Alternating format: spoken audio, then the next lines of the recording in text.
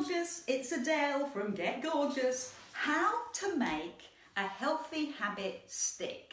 That's what this blog is going to be all about today. We all think we want to change a bad habit. We want to change our eating habits. Perhaps we want to stop drinking booze. Perhaps we want to change our sleeping routine. Or we want to find a great habit that's going to incorporate appropriate exercise. All sounds fabulous. We're going to get rid of the bad habits and we're going to create some new ones, but oh my word.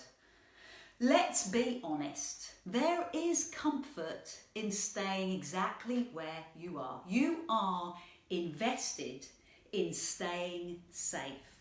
We're going to do what we've always done. It's really hard to change a bad habit. So I've got some advice for you. Don't do it. What?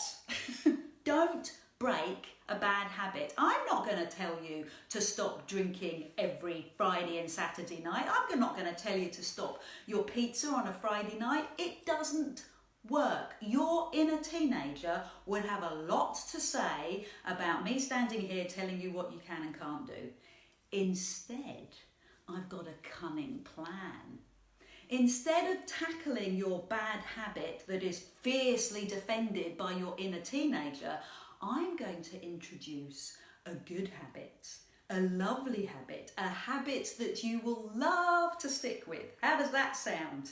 And I've got some tips right here, right now to help you do that. Tip number 1, understand yourself. I have a firm, gorgeous principle. Knowing who you are, knowing your weaknesses, knowing who you are and what you want from life is your first way of finding out what your bad habits are and where you want to go. But be kind to yourself. Take yourself from where you are right now. Not what Instagram is saying or what everybody else is doing, who you are, what you want. Now, tip number 2 is being excuse aware. Know that you have an emotional investment in why you are right now.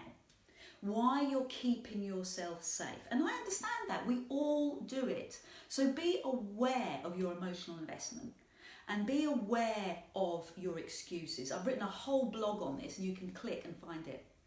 One of the excuses I hear, I don't care. I don't care what anybody thinks about me. Another one, genetics. It's genetics, there's nothing I can do. The victim, oh, my kids want X, Y, and Z, it's got to be in the house. My husband, he'll never support me. Too busy, I'm way too busy to make any changes. FOMO, fear of missing out. Everybody else is going down the pub, I've got to go down the pub. I'm messed up. I can't do this, I'm all messed up. I know this is hard to hear, but this is keeping you safe. Be excuse aware. Tip number 3 is using the 3 elements of your own being. Have your heart and your desire into wanting change.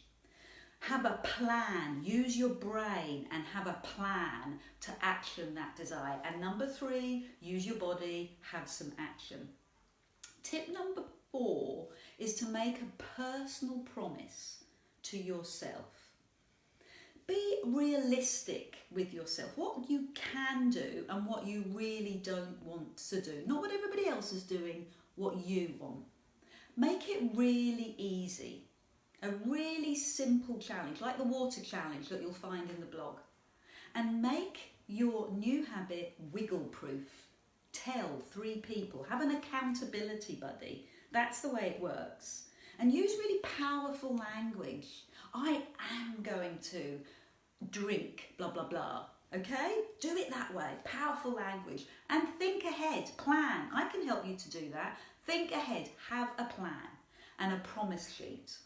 Write down what you've done, the successes you've had, and if you do fail, fair enough, accept who you are and write down why you failed. Now, tip number 5 is quite fun, consequences. If you do fall back off the wagon or whatever it is, why don't you make some consequences? They can be fun or they can be quite awkward. It depends on your character and what you want to do. So a negative one could be you have to donate money to somebody you really don't like. Or you could miss out the next TV program that you love or the Netflix you're watching. You can't do any of that. You've got to stop that. Oh, how about a positive one? Going outside, if you break your promise to yourself, go outside and say hello to 5 strangers. Oh, comfort zone, pushing. So there's my top tips, and I would love you to create a new habit. I don't want you to look at those inner teenager bad habits. I want you to introduce a new habit. What will it be? Do you know what I would love for you? A Pilates habit. Pilates is all about posture. It is everything that you do. And with my book launch, I am offering 2 Pilates-based gifts to you. The first one, if you go to my Pilates website, adellespilates.co.uk, all my DVDs are half price. Pilates DVDs are half price. I have lots of them. Have a look on my Pilates website, or just click the blog and it's all there. That's my first gift, because I want you to create a good habit, and one of the most fundamentally great habits that you can have is great posture. And that's what Pilates does for you, as well as pelvic floor and shoulder stability and a flat tummy. But that's beside the point. The second gift I have for you is also Pilates based, and it is the tummy challenge. I want you to do it with a friend, because then you've got accountability. If you purchase my new book before April the 9th, then you will get a free tummy challenge for you and a friend. It's 10 days. 10 days of 10 minutes a day. How hard could that be? Try it. Buy my book and you'll find out more. I'll send you an email. Lovely to chat to you. Please let me know how you are, and let me know how you're getting on with your good habit. Bye for now.